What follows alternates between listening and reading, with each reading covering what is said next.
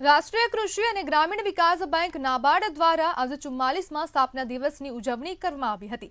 નાબાર્ડની સ્થાપના વર્ષ 1982માં કરવામાં આવી હતી। આ સંસ્થાનો મુખ્ય હેતુ કૃષિ અને ગ્રામીણ વિકાસને પ્રોત્સાહન આપવાનો છે। વધુ વિગતો સાથે જોઈએ અહેવાલમાં।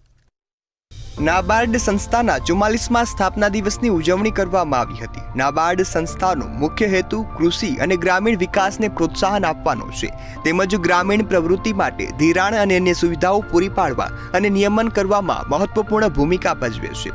આજે નાબાર્ડ દ્વારા 44માં સ્થાપના દિવસ નિમિત્તે મુખ્ય અતિથિ તરીકે રાજ્યસભાના સાંસદ રમીલાબેન બારા ખાસ ઉપસ્થિત રહ્યા હતા, તેમજ યોજક સંસ્થાના અધ્યક્ષ ગજાનન ડાંગે પણ ખાસ હાજર રહ્યા હતા।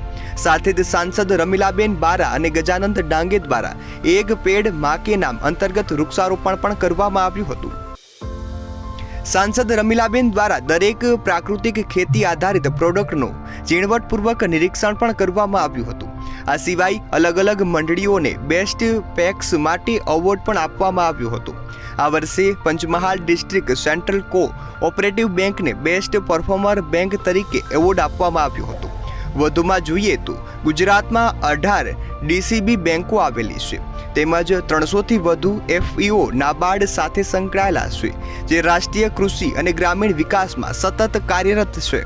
અને આજે આપણે જોયું કે અહીંયા જે નાબાર્ડ દ્વારા જે અનેકવિધ કૃષિલક્ષી જમીન સ્તર પર જે કાર્યવાહી કરવામાં આવી રહી છે, એનું પ્રત્યક્ષ જે પ્રોડક્શન એમના સાથે જોડાયેલા વિવિધ ગ્રુપો અને એ બધા જ આપણે જોયું કે આજે જે સમયની માંગ છે ઓર્ગેનિક, અને એ બધું જ ઓર્ગેનિક સરસ પેકિંગમાં અને બધું જ રૂબરૂ જ્યારે જોવાનો મોકો મળ્યો છે। हम सब लोग जानते हैं कि भारत गाँवों का देश है, और हम लोगों को एक दूसरी बात सब लोगों को ध्यान में रखनी चाहिए कि ये गाँवों के लिए नाबार्ड एक जीवन रेखा है। ये संपूर्ण भारत के लिए ये जीवन रेखा के तौर पर नाबार्ड ने अपने आप को इतने वर्षों में स्थापित किया है। इन्होंने अत्यंत मूल्यों के आधार पर सरकारी विभाग होते हुए भी अत्यंत मूल्यों को, भारतीय संकल्पनाओं को साथ में रखते हुए भारत की जो आत्मा है उसको संजोग कर रखने का प्रयास किया है। નાબાર્ડનો સ્થાપના દિવસ હોવાથી ઉજવણીના ભાગરૂપે વિવિધ ખેડૂત ઉત્પાદક સહકારી મંડળીઓનું પ્રદર્શન અને મેળો પણ રાખવામાં આવ્યો હતો, જેમાં આખા ગુજરાતમાંથી 30 જેટલા એનજીઓએ ભાગ લીધો હતો। ટ્રાઇબલ ડેવલપમેન્ટ તેમજ વોટર ડેવલપમેન્ટ અને અલગ અલગ ફાર્મના વેલફેર ગ્રુપ તેમજ વિવિધ એફપીઓએ પણ ભાગ લીધો હતો।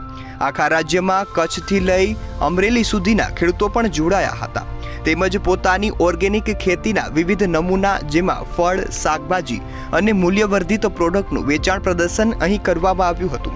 નાબાર્ડ સાથે જોડાયેલા વિવિધ સહકારી મંડળીઓના ખેડૂતોએ ઉત્સાહભેર ભાગ લીધો હતો।